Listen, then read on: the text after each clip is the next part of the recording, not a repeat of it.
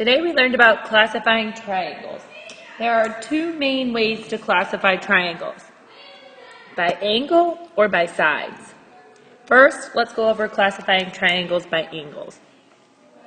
In an acute triangle, all of the angles are acute, which means all angles are less than 90 degrees. In an obtuse triangle, it has one obtuse angle, which means it has one angle here that is greater than 90 degrees, and then the rest, the other two angles, are acute.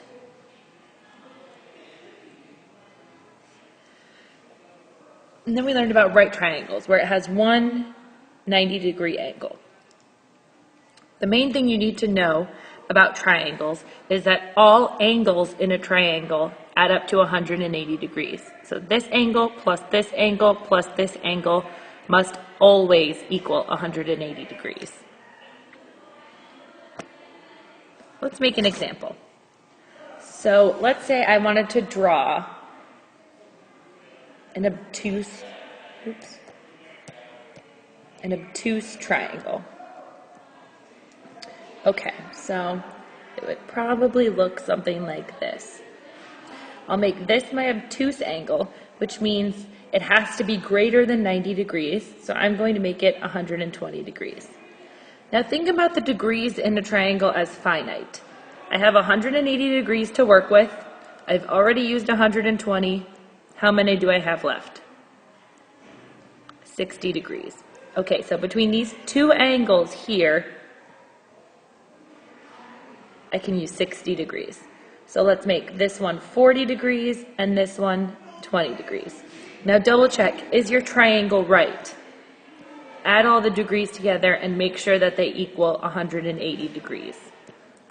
So 120 plus 20 gives me 140, plus 40 gives me 180. Okay, we're in business.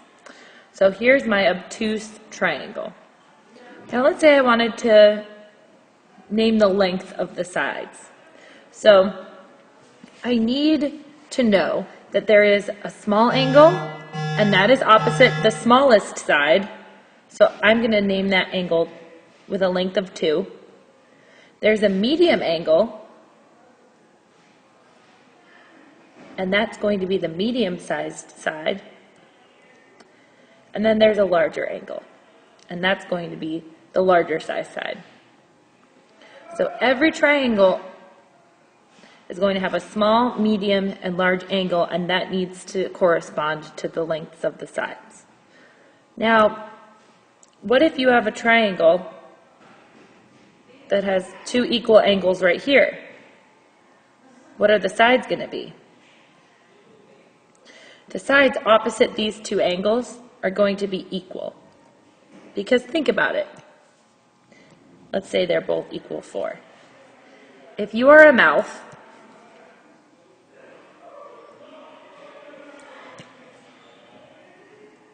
and you want to eat a cheeseburger,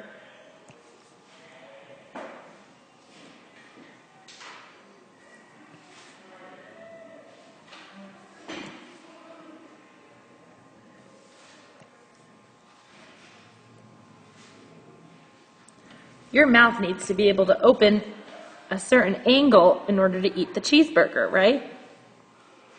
I can't eat a cheeseburger that's this big, and you're not going to open up your mouth that wide to eat a cheeseburger that's this big. So therefore, the angle across from the side, if it's the same angle, needs to be the same size. Now there's another way that we can classify triangles, and that is classifying them by side length. In an equilateral triangle, all triangles have the same side. So let's say these were measures. Each side would be 3 units long. An isosceles triangle has 2 congruent sides. Let's say if these triangle sides were to be measured, both of these would be 4, and this would be 2. And these angles, the angles that open up to the congruent sides, would be congruent as well. And then a scalene triangle has no congruent sides, and therefore no congruent angles. Now let's draw an example of a triangle. Let's draw a scalene right triangle, okay?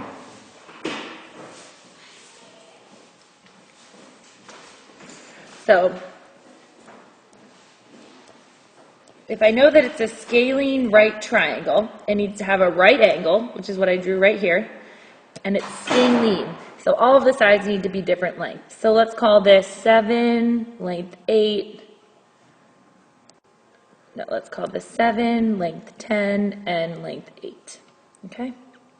So if this angle here is 90 degrees, the angle across from the smallest side needs to be the smallest angle.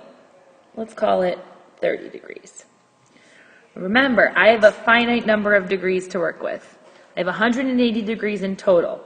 So far I've used 90 and 30 degrees, okay? Which has me using 120 degrees.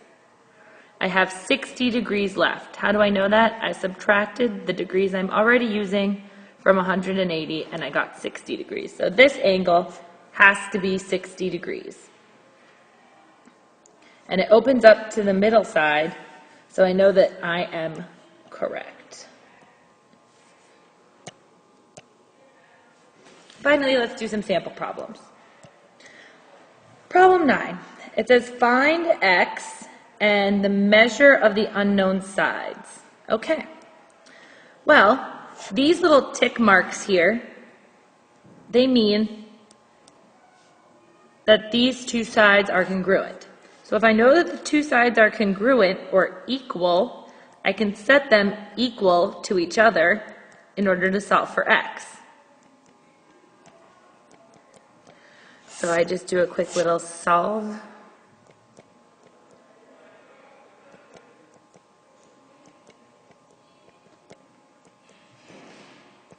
And I get x equals 11. So I'm going to plug this 11 into the sides in order to find the length of the sides. So if I know that x is 11, I'm going to do this. I get 22 plus 7, which is 22 plus 7 is 29. And I know that these two sides are equal, so I know that this one has to be 29 as well. Next, it says find x and the measure of the unknown sides. Okay, so if I have 3 marks now, I know that all 3 of these sides are equal.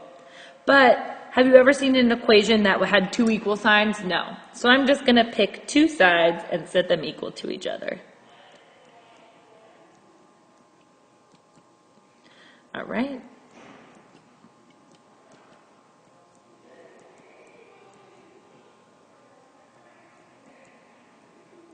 And I get x equals 5. I'm going to plug that back into one of the sides. And I'm going to get 25. And I know that all of these sides are equal, so they're all going to be 25.